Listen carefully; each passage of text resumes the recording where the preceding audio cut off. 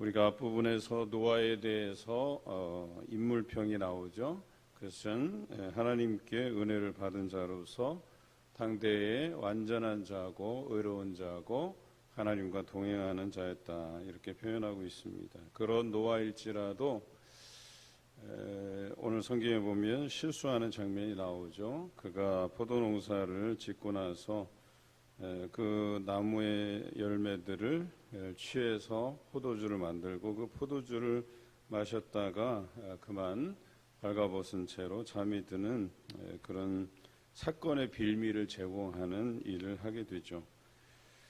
사실 노아를 통해서 오늘 우리에게 주시는 교훈이 뭘까?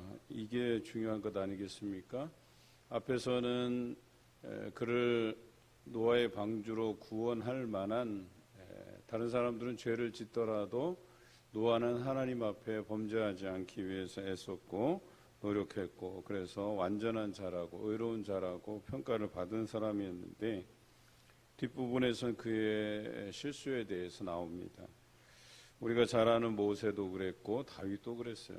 어찌 보면 구약 성경의 인물 중에 당대에 그만한 평가를 받을 사람들이 모세나 아니면 다윗 정도.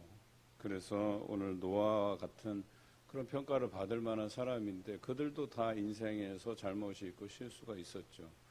하지만 그것들을 하나님 앞에 또 회개하며 돌이키기는 했지만, 모세 같은 경우는 자신의 실수로 인해서 약속의 땅 가나안을 밟지 못하는 느보산에서 죽게 되는 일을 맡게 되고, 다윗도 그의 노년, 그의 말년이 그 밧세바를 취한 사건으로 인해서, 우리아를 죽게 만든 사건으로 인해서 그 이후에 내리막을 걷게 돼요. 오늘 이 노아의 상황들을 보면서 그렇다고 해서 노아가 하나님을 배반하고 배은망덕하고 그것을 보자는 이야기가 아니에요. 사람들은 다 누구나 실수가 있고 잘못하는 것이 있고 흠잡을 만한 것이 있다라고 하는 것입니다. 로마서의 말씀에 보면 이 땅에 의인은 하나도 없나니 라고 돼 있어요. 이 땅에서 의로운 자가 없다고 이야기합니다. 그런데 마치 우리가 의롭다는 그 기준 안에서, 내가 옳다는 기준 안에서 누군가를 판단하기가 쉽다라고 하는 것이죠.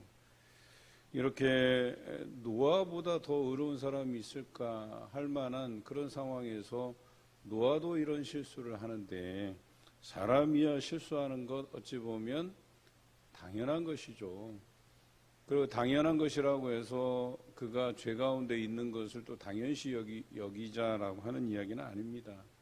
우리는 죄인이기 때문에 우리 스스로가 어떤 옳은 판단을 하고 우리 스스로가 죄에서 벗어난 어떤 의로운 길로만 갈 수 있는 게 아니에요. 그것이 우리 의지로 되는 것이 아니라는 거예요. 노아는 자신이 포도농사를 짓고 나서 포도주를 마시고 취하게 된 이 장면, 취하고 싶어서 취했겠어요.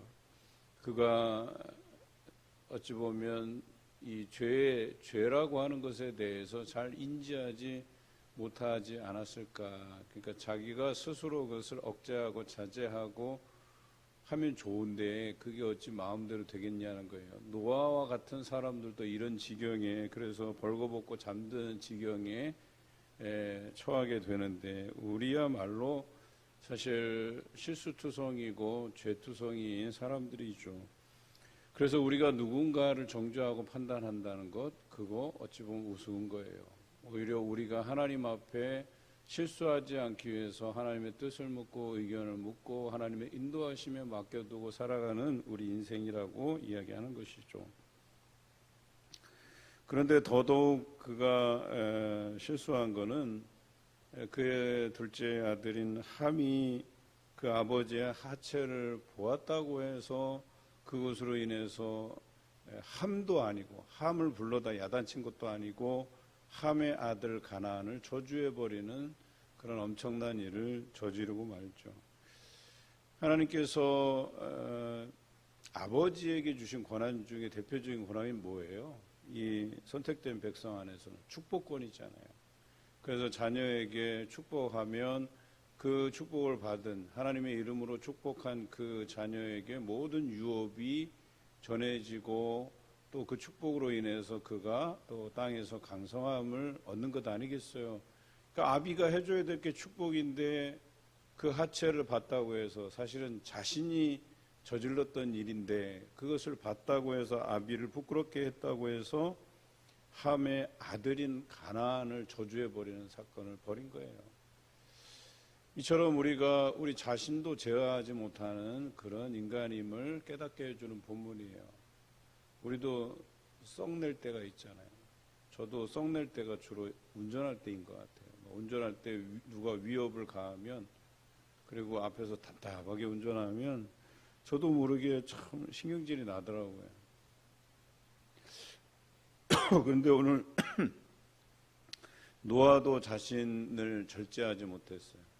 자기에게 끓어오르는 그 분노를 절제하지 못해서 그 사랑하는 세 아들 중에 그 함이 그 실수를 했다고 해서 그 함에게 직접 혼내지도 않고 그 아들인 가나안을 저주해버리는, 그래서 이 민족의 후예들이 지금 팔레스타인 땅에 살고 있는 사람들이잖아요. 이 사람들이잖아요. 이 팔레스틴 사람들이 어때요? 참 어찌 보면 이 함의 아들인 가나안을 초주하는 사건이 없었다면 과연 지금 저들이 그렇게 살고 있을까? 그러니까 버림받은 사람처럼 살고 있는 것 아니겠어요? 물론 함도 다른 두 자녀에 비해서 잘한 것이 없어요. 셈과 야벳은 그래도 그 이야기를 듣고 아비의 하체를 보지 않기 위해서, 아버지를 부끄럽게 하지 않기 위해서 뒷걸음쳐 들어가서 옷을 덮고 나왔단 말이에요. 그래서 아버지 하체를 보지 않았어요. 노아가 술에서 깨어보니까 함이 한 짓과 셈과 야벳이 한 일을 알았어요. 물론 셈과 야벳에 비하면 함은 조금 철이 없었던 것 같기도 해요. 이제 그런 부분에 대해서. 그래서 이 노아는 셈의 하나님 여호와를 찬송하리로다. 가나안은 셈의 종이 되고 또 야벳을 창대케 하사 셈의 장막에 거하게 하셨다. 이렇게, 그러니까 그 두 자녀는 축복했지만 결과적으로 가나안의 후손들, 함의 후손들은 저주를 받아서 평생 가나안은 셈의 종이 되는 이 엄청난 일을 감당했어야 됐다라고 하는 것이죠. 오늘 이 본문이 시사하는 바가 있죠. 앞서 말씀드린 것과 또 하나는 우리가 이런 화가 났을 때 분노의 상황이, 분노해야 될 상황이 우리에게 이르더라도 그것을 우리가 어떻게 잘 제어할 수 있는가라고 하는 것이 너무나도 중요합니다. 아니면 그 아들의 한 일파가 완전히 그 저주로 인해서 떨어져 나가는 아픔을 우리가 감수해야 될지도 모른다라고 하는 것이죠. 이제 명절을 오늘까지 지내게 되는데 제가 주일 설교 때 명절 때 그 부부끼리 다투지 마시고 서로 축복하고 사랑한다 고백하고 그렇게 나누시라고 했어요. 그런데 이게 참 어려워요. 명절 때문에 다투는 부부가 통계상으로 많다고 말씀드렸잖아요. 근데 심지어 자녀들에게도 자녀들이 말을 잘 안 듣는다고 해서 요즘 MZ세대들은 얼마나 말을 안 듣는데요. 자기네들 멋대로요. 자기네들 멋대로 판단하고 행동하고, 그래서 과거 저희 때 같지가 않아요. 저희 때는 아버지 어머니 무서워서라도 이렇게 그 앞에서 거역한다는 게 참 어려웠었는데 지금은 그걸 거역이라고 생각하지도 않아요. 그냥 자신의 뜻을 정당하게 표현하는 것이고 그것을 당당하게 생각해요. 그런 자녀들을 보고 혹이라도 여러분 화가 나서 저주의 말 한마디라도 뿜어내잖아요. 그 뿜어낸 말을 갖다 우리가 결과적으로 책임져야 될 날이 우리에게 온다니까요. 아유, 저거는 왜 저렇게 태어나서 저렇게 말썽 부릴 거면 이런 식으로라도 여러분 말해서는 안 되는 것들이에요. 이 함의 자녀들의 그 비참한 일생, 지금도 그들은 이스라엘에게 같은 핏줄인데도 불구하고 어때요? 같은 동족 취급도 못 받고 서로 적대감을 드러내고 그렇다고 해서 이 팔레스틴 사람들이 이스라엘 사람들을 이겨먹지도 못하고 맨 거기서 당하는 것 아니겠어요? 얼마나 안타깝습니까? 이 저주의 말 한마디 때문에 그 분노를 조절하지 못하여서. 혹시 여러분들이 자녀들을 향해서 그 분노의 말들을 쏟아놓을 때 그 자녀가 가지는 그 가슴의 상처뿐만 아니라 그 인생 자체가 다 비뚤어질 수 있다는 것을 기억하셔야 돼요. 여전히 여러분을 통해서 자녀를 위해서 축복하고 자녀를 위해서 기도하는 건 유효한 거예요. 그래서 하나님께서 그 약속의 자녀들을 향해서 복을 내리시고 은혜 주시기를 원하시는 것이지, 그런데 여러분이 저주하는 그 자녀에게 어떻게 복이, 은혜가 전수될 수 있겠어요? 오늘 노아의 이 실수투성인 모습이 우리를 깨닫게 해요. 우리도 완벽할 수 없어요. 실수투성이고 죄 가운데 설 수밖에 없는 그런 존재임을 기억하시길 바라요. 날마다 우리 자신을 쳐서 하나님 앞에 복종시켜야 돼요. 죄된 모습들에 대한 회개가 필요합니다. 뿐만 아니라 그 아비의 실수를 덮지 못한 이 함의 선택 때문에 그의 후손의 일생이 완전히 망가졌잖아요. 이것은 노아의 실수이기도 하지만 함의 잘못이기도 해요. 함이 셈과 야벳처럼 하지 않았던 것 때문에 그 순간적인 판단의 미스로 인해서 그가 평생을 후회할, 그 자녀들이 평생을 후회하며 살아갈 그런 선택이 되고 말았다라고 하는 거예요.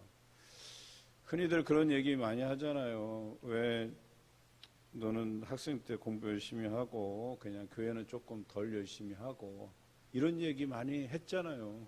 저는 우리 아버지 세대, 어머니 세대가 그런 이야기를 종종 했었어요. 교회 장로고 안수집사고 권사고 막 이런데도 자녀들한테 공부가 더 중요하니까 그 시기에는 좀 교회는 덜 열심히 하라고. 여러분, 이게 옳습니까? 이 순간적인 판단으로 인해서 우리 자녀가 신앙을 잃어버릴 수도 있어요. 그리고 믿음 가운데 살지 못하고 세상을 따라 살아가려고 할 때가 있다라고 하는 거예요. 그거 어떻게 감당하시려고요?